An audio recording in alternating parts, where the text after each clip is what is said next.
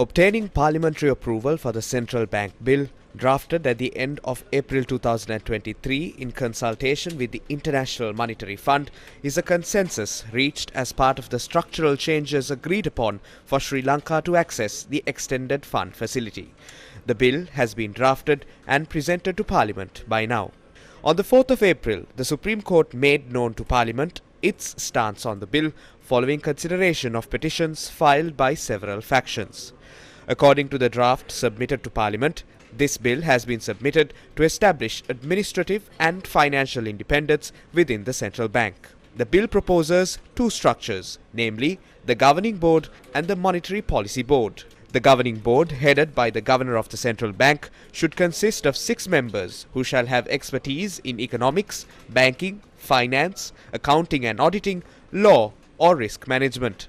The bill adds, the members of the Governing Board, other than the chairperson, shall discharge supervisory and policy formulation functions of the Central Bank and shall not discharge any executive function of the Central Bank. The bill proposes for the Monetary Board to be empowered to make decisions concerning monetary policy.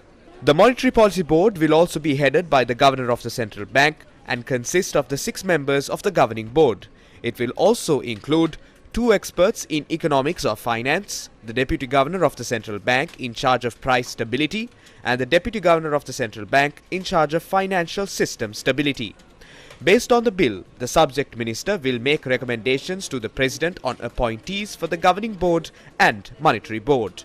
Thereafter, the bill notes, quote, if the President is satisfied with the suitability of the persons so recommended, the President shall recommend the names of such persons to the Constitutional Council for approval, unquote.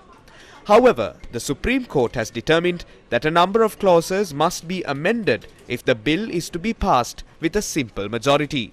So basically, one of the major amendments proposed by the Supreme Court is that in the event the Constitutional Council is not approving the names recommended by the President, which are being proposed to the Constitutional Council on the recommendation of the Minister, if the Constitutional Council does not approve the procedure, and further in respect of appointment of the Deputy Governors, earlier the provision as it was in the original bill was that the Minister with the concurrence of the Governing Board may determine the number of the Deputy Governors and appoint the Deputy Governors. So now Minister is involved in appointment of the Deputy Governors with the recommendation of the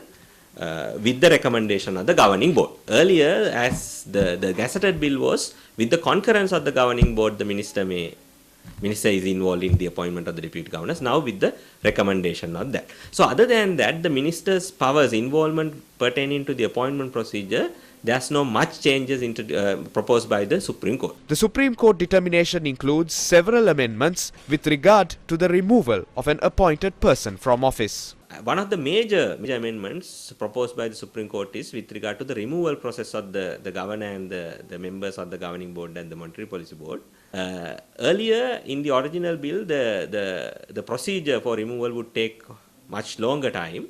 Now the Supreme Court has proposed an amendment into that, and also the Supreme Court has held that when the process is commenced, when the inquiry is commenced for the removal, the President has the power to suspend. So it's a major amendment proposed by the Supreme Court in its determination.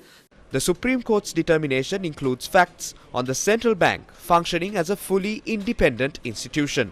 Supreme Court, in its determination on the constitutionality of the bill, has mainly said that in view of the structure and the framework of the Constitution as provided for by Article 3 and Article 4 of the Constitution, therefore is not possible to create an autonomous institution or an organ independent from the government or contrary to the framework of the Constitution.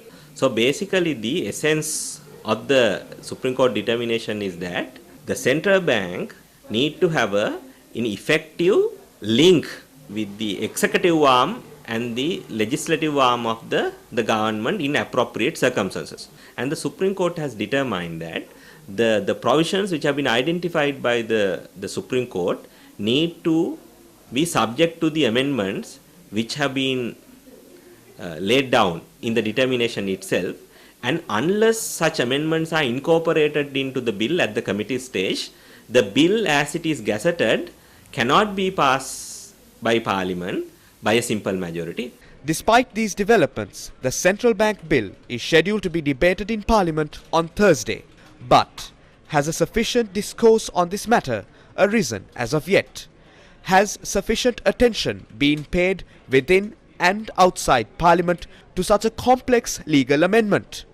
Previously, effective debates and opinions expressed on the Bureau of Rehabilitation Bill gave way for a host of amendments to be added to the legislation prior to being passed into law.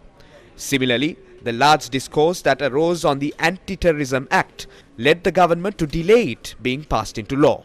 Considering all the aforementioned examples, shouldn't a broader debate be conducted on legal amendments to the central bank, which is a linchpin of our economy?